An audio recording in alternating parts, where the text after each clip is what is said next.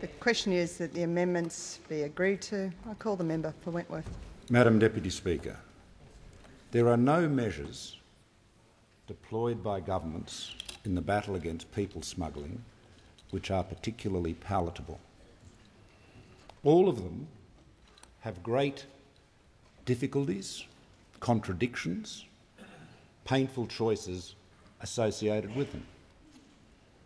They all have aspects which are cruel.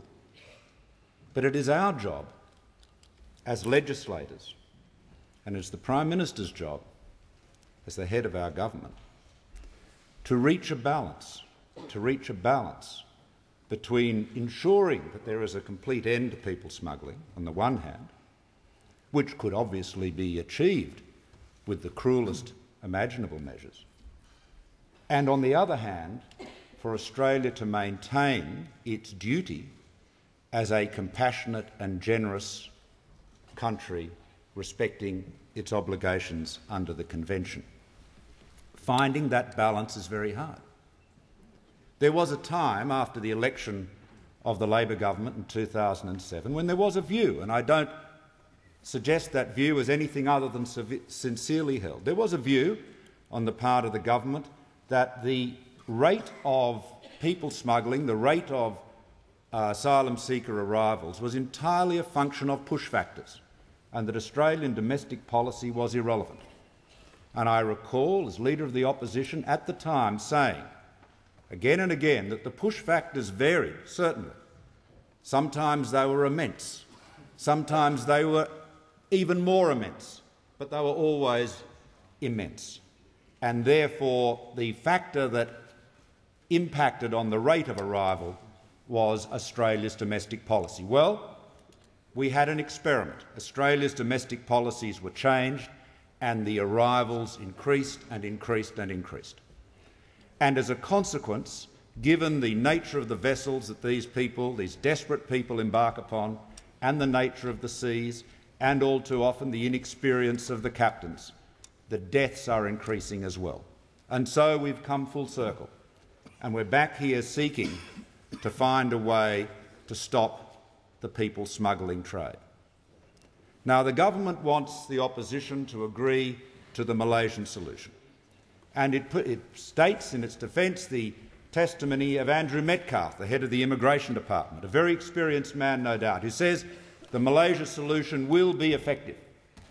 He recognises there are problems with it, but he says it will be effective.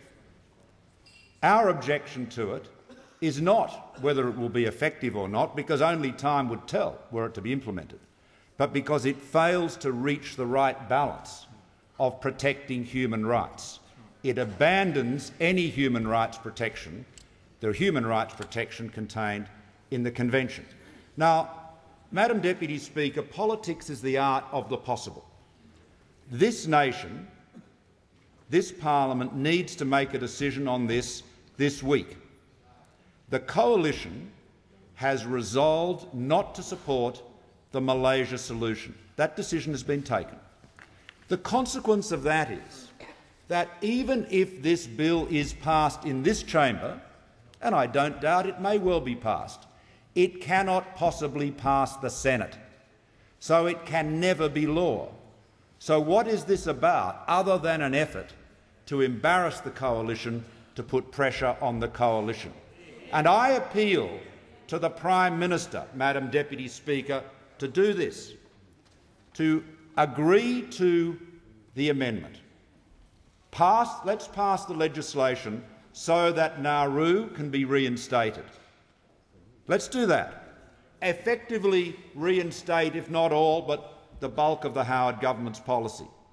And then, if that does not work, because you will never know until you try these policies. You never know. When it does not work, if it does not work, then the Prime Minister has a basis to come back and argue that the balance between the humanitarian part of the equation and the desire to ensure border security should be re-examined. Because what the Prime Minister is doing is allowing her conception of the perfect to be the enemy of the good. There is something that can be achieved today Nauru, it should be achieved. If it does not succeed, then she has the opportunity to ask for stronger measures. The member's time has expired.